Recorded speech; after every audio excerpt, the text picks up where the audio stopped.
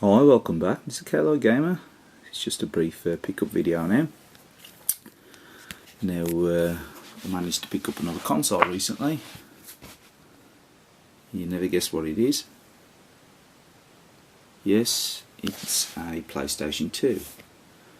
Now I do already own a PlayStation 2, but it's the PAL version. But I managed to pick up a launch model Japanese PlayStation 2. Now this was going on an auction for it's quite a expensive buy now at the time, and I kept my eye on it for a while, and I've seen it relisted a couple of times, and I made a bit of a cheeky offer on it, and the guy accepted it. So it's box complete. The box is in a decent condition. It isn't brilliant. It's got a couple of dinks in the box. So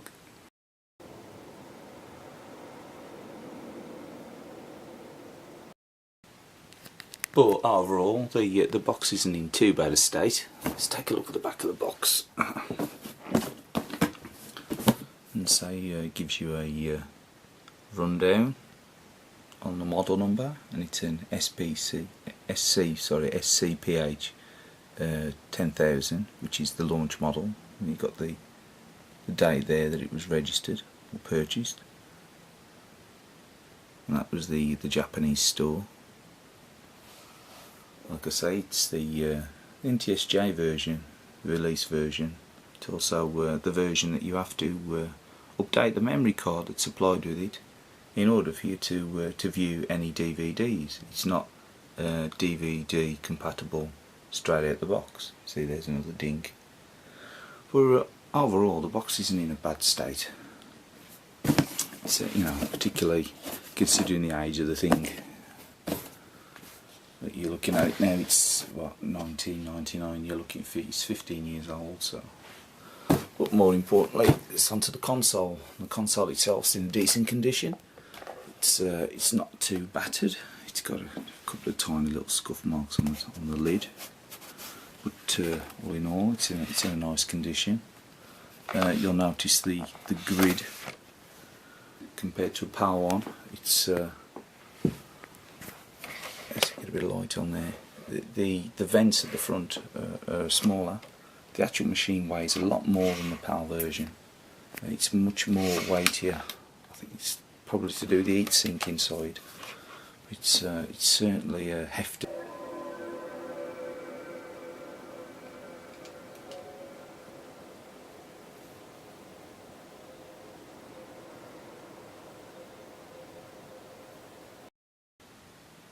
And like I say, it came box complete with the AV lead, all the paperwork, including a little memory card sticker, memory card, the control pad, and the PEP lead. Like I say, it's in really nice, clean condition. There's only one drawback with the console, which I didn't realise, because the guy that listed it didn't actually mention this, which I was a little bit annoyed with, because you know I'm a vanilla system person. I don't like buying or picking up consoles that other people have modified in any way, and the issue that I found with this one was it actually had a mod chip fitted. Now I know a lot of games out there think, oh great, it's a mod chip, but if anyone knows me, I'm really not into the repro scene, and I really don't like using CDRs and whatever on consoles. So I always prefer the original hardware and software. I don't mind modding hardware to use like say region free mods and things, but really for backups as such, I'm not really that kind of gamer, to be honest.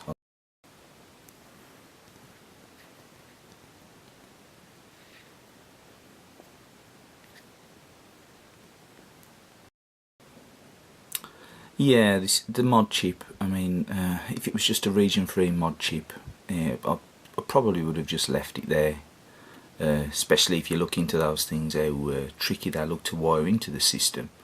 So, I'd have probably just left it there and probably never have used it except for the region free, and I wouldn't have used it for backups. but because this is an early mod chip, I wasn't familiar with this one. I've never heard of this one before, but it's a swap disk type mod chip, and what it does, the idea is you're shoving your original software, original region, say Japanese CD or DVD game. You pair it on, boots up, it gets past the logo screen, and then the disk tray opens, and then you swap the disk. You probably got a second or two to swap the disk, and then the tray closes and continues to boot the game. Problem with that is, because you're tricking the system to open the tray, or this chip is, I should say, the disk is released in its spinning state, so it sort of spins around in the tray. Not a problem if you've got the thing held horizontally, but if imagine if you've got the thing held vertically, which it did the one time, and luckily it didn't actually damage any discs or anything, but the thing was spinning around like crazy in there. So sorry, but the mod chip had to go, because I don't want to damage the system, and I definitely don't want to damage any of the discs. So bye bye mod chip, you're not for me. So anyway, back to the system. Say it's in a nice clean condition. You know, I was probably thinking, well, why would you buy an import PS2, particularly a Japanese one? Well, if anyone knows, there are a number of titles out there that you can only get on a Japanese PS2. I know there are ways of playing Japanese PS2 games on a PAL system or NTSC system. It's the modified software route. Is what you have to do. You have to modify a memory card. But as I say, I'm pretty much trying to keep all the hardware and software original. So to keep the console in a vanilla state, I just like collecting the import consoles as well. So I've decided to pick this Japanese PS2 up. And of course there are a number of games, especially on with the PAL release, that suffered with problems in the localization, namely because they were 50 Hz bordered, or particularly just they were 50 Hz and they played at a different speed. The gameplay was a lot slower. One of those games was Tekken Tag Tournament. No. No way, no here, no nose, no down, no batting, no way, shake, shake, no way, no here, no nose, no way.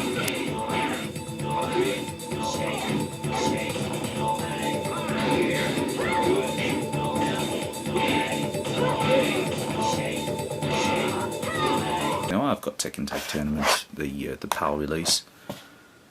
It does play slow. If anyone out there noticed that this box has been swapped for a PAL box, well, that's because when I purchased this Japanese version, the guy listed it as very good, whereas in fact I'd consider it as acceptable, because the box itself was really scuffed. The actual contents aren't too bad, but the box itself was scuffed. So it's got all the bits and pieces in there. It's got the books in there, it's in a decent condition. The discs in there in decent condition. So a few light marks on the surface of the disc, but there's nothing major there.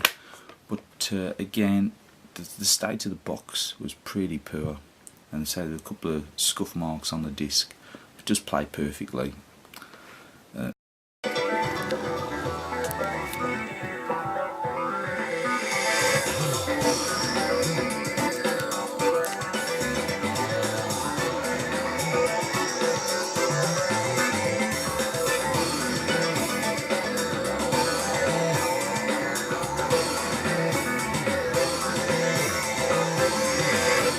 There's a couple of creases on the book as well, but it would scrape a good, but say the guy listed it as very good. In my eyes, the condition wasn't very good. I'd say it was, yeah. And in contrast, I managed to pick up another game that suffered badly on its PAL release, which is Ridge Racer 5. Now this one doesn't play as well. It's slightly bordered on PAL, it plays a little bit slower as well, if I remember right. I have got it again. This is a second time purchase for this game. To say the disc is in a really nice condition, the booklet's in a really nice condition. I only paid something like five quid, including the post from Japan. And I say it's a decent game, especially picking it up in such a nice condition, not perfect condition, but in a nice condition, from a Japanese seller. Another game that it didn't fare too badly on its PAL release with the conversion to 50 Hz is Maximo, which obviously is like a 3D version of Ghouls and Ghosts. Now the insert on this the inlay, again, the box has been swapped out. Must be a thing with the UK sellers, they just like to swap the boxes out because probably the Japanese ones get battered, or they like to swap them and keep the Japanese boxes. But yeah, get back on the track. It's Maximo. The inlay's got a slight ripple to it, but the disc itself and the booklet is perfect. It's also got the rego card as well. It's got the bump for the paperwork in the back there. The disc's in a really nice, clean, not a mark on the disc. It's perfect. The disc is great. There's a little bit of dust on the disc there actually, but yeah, the disc's perfect. And I really like that game anyway. I really liked it on PAL. But it's a slight waviness to the insert. But again, I think I paid 6 quid for that posted. Something like less than 7 quid for definite posted. UK seller. Now, I've also got these 2 titles here. These came with the machine. I also managed to get a couple of other games with the system. It was all part of the deal. As I say, I made a cheeky offer on this console. I also asked if you could throw a couple of games in, which you did for the price. And the games were Tekken 4. So the box complete in really nice condition. Discs is really good. It's probably a little bit better than my PAL copy that I've got, if anything. So I might be sending my PAL copy. Definitely going to get rid of one of them. I'm probably going to get rid of the PAL copy. It all depends. I might keep the complete Tekken series in PAL, which I've got for PS2. But yeah, it's a really nice condition.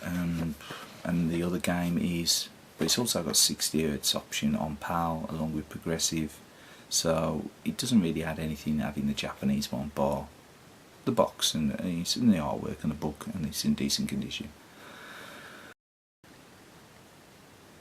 The second game that I managed to pick up along with it as well as part of the deal was Devil May Cry 3.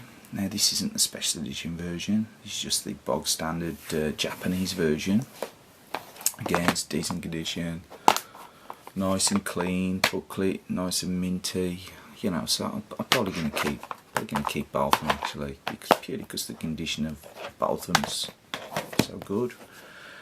As I say, let's try and say the booklets and everything's all really nice, along with the discs. This ain't got a mark on them. So yeah, those were part of the bundle with the console. Skating around on eBay, managed to pick up a couple of cheap PS2 games.